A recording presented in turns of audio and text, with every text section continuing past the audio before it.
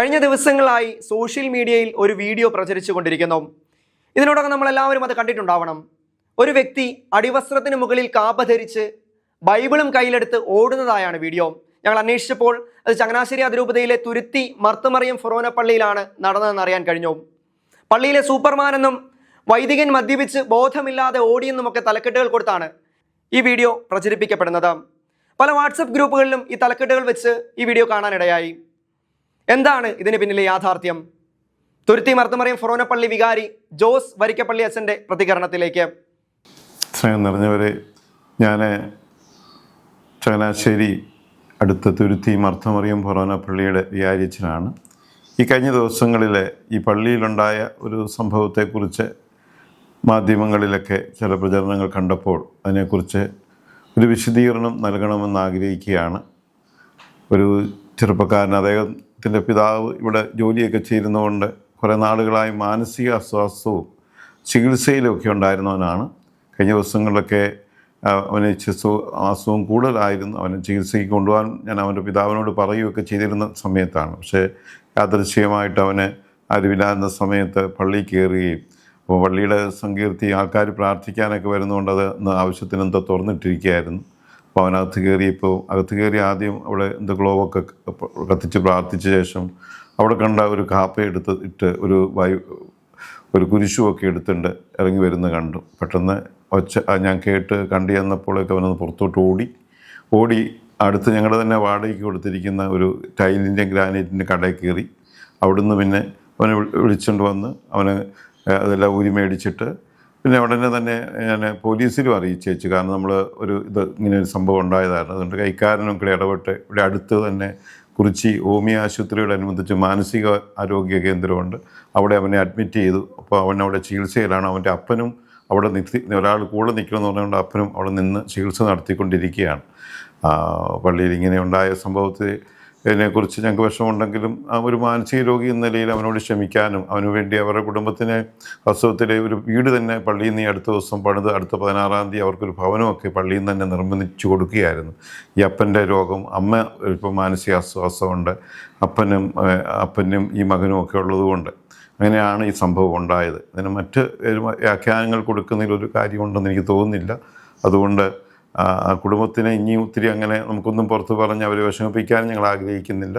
അവർക്ക് വേണ്ടിയുള്ള ചികിത്സ കൊടുക്കുകയും അവന് സൗഖ്യത്തിലേക്ക് കൊണ്ടുവരാൻ ശ്രമിക്കുകയും ചെയ്യുന്നുള്ള ഒരു ക്രൈസ്തവ കാഴ്ചപ്പാടിലെടുത്താൽ മതി എന്നാണ് ഇടവകങ്ങളും എല്ലാവരും ആവശ്യപ്പെട്ടത്. ആ രീതിയിലാണ് ഇപ്പോൾ ഇടവക മുന്നോട്ട് പോകുന്നത്.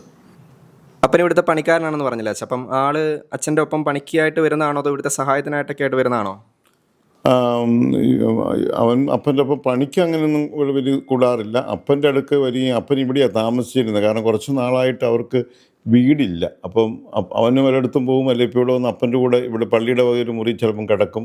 പിന്നെ ഞങ്ങൾ പള്ളിയിൽ നിന്ന് ഇടപെട്ട് അതുകൊണ്ടാണ് പുതിയ വീട്, ഇപ്പോൾ ഒരു പള്ളിയിൽ നിന്നൊരു 3 വീട് പുതിയതായിട്ട് വെക്കുന്നുണ്ട്. അവർക്ക് ഒരു വീട് അലോട്ട് ചെയ്തിട്ട് ആ വീട് 16-ാം തീയതി അത് വെഞ്ചരിച്ച് അവർ കൊടുത്തു കഴിയുമ്പോൾ ഇവിടുന്ന് അങ്ങോട്ട് മാറ്റാമെന്ന് വിചാരിച്ചിരിക്കുകയായിരുന്നു.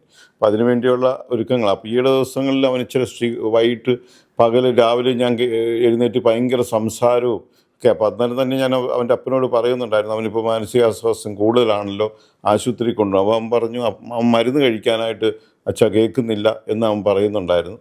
അപ്പോൾ നമ്മൾ പറഞ്ഞു എന്നാണേലും ഇവിടുന്ന് മാറുകയും ചെയ്യണം, ആശുപത്രിയിൽ കൊണ്ടുപോകണം, അല്ലെങ്കിൽ മരുന്ന് കഴിപ്പിക്കണം എന്നൊക്കെ പറഞ്ഞ് ഇരിക്കുന്ന അവസരത്തിലാണ് ഇത് സംഭവിച്ചത്. ഇതാരാ സമയം വീഡിയോ ഷൂട്ട് ചെയ്താരായിരുന്നു? അത് ഇവൻ ഈ പള്ളിയിൽ നിന്ന് ഇതിറങ്ങി വന്നപ്പോൾ സ്വാഭാവികമായിട്ടും ഞാൻ പള്ളി പ്രാർത്ഥിക്കാൻ വന്ന ഒരാൾ കണ്ടിട്ട് വെച്ചു. അപ്പോൾ ഞാൻ ഓടിച്ചെന്ന് അപ്പോൾ ആളെ ചോദിച്ചപ്പോൾ എന്നെ കണ്ടപ്പോൾ അവൻ അതുമായിട്ട് പുറത്തോട്ട് ഓടിയെന്ന് പറഞ്ഞാൽ തൊട്ടടുത്ത് തന്നെ ഒരു ടൈലിൻ്റെയൊക്കെ കടയുണ്ട്. ഓടിച്ചെന്ന് അതിനകത്തോട്ട് റോഡിലിറങ്ങി വളഞ്ഞവൻ അങ്ങോട്ട് കയറുകയാണ്. അപ്പോൾ അതിൻ്റെ പുറകിൽ നിന്ന് ആരാണ്ട് അവിടെ ടൈല് കടയിൽ സാധനം മേടിക്കാൻ വന്ന ആരോ ആണ് അത് ഷൂട്ട് ചെയ്തിട്ട്.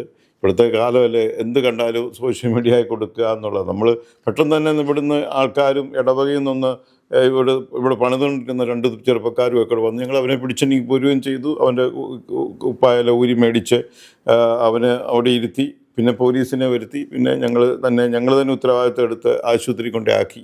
ആൾക്കുള്ള ചികിത്സയും കാര്യങ്ങളും ഇപ്പം നിലവിൽ ലഭ്യമാക്കിയിട്ടുണ്ട്.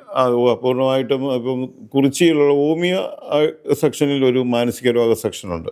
അപ്പോൾ അവിടെ ആക്കുക. അപ്പോൾ അവന് ഒരാൾ കൂടെ നിൽക്കണമെന്ന് പറഞ്ഞുകൊണ്ട് അവൻ അപ്പനോടും പറഞ്ഞു, ഇനി ഇവിടെ പണിക്ക് നിൽക്കണ്ട, അവിടെ കൂടെ നിന്നോ, അതിനൊന്നും നോക്കണ്ട, ഞാനിവിടെ വേറെ ആൾക്കാരെ ക്രമീകരിച്ചോളാം, അപ്പൻ ഇവൻ്റെ പൂർണ്ണമായ സൗഖ്യം ഉണ്ടാകാൻ വേണ്ടി അവിടെ ഒരു മാസമെങ്കിലും താമസിക്കണമെങ്കിൽ താമസിക്കട്ടെ എന്ന് പറഞ്ഞ് അപ്പനെയും മകനെയും അവിടെ ആക്കിയിരിക്കുക.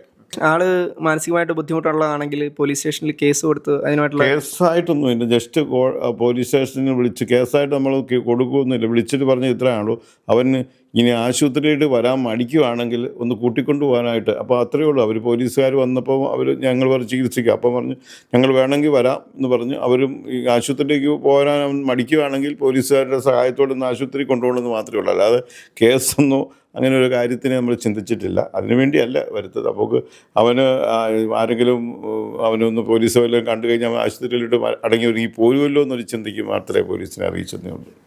Thank you. കേട്ടില്ലേ, ഇതാണ് ഇതിന് പിന്നിലെ സത്യാവസ്ഥ. ശരിക്കും ആ വ്യക്തി മാനസിക അസ്വസ്ഥ്യമുള്ള ഒരു വ്യക്തിയാണ്. അദ്ദേഹത്തിൻ്റെ തുടർ ചികിത്സയ്ക്കും അദ്ദേഹത്തിൻ്റെ സൗഖ്യത്തിനും വേണ്ടിയിട്ട് നമുക്ക് പ്രാർത്ഥിക്കാം.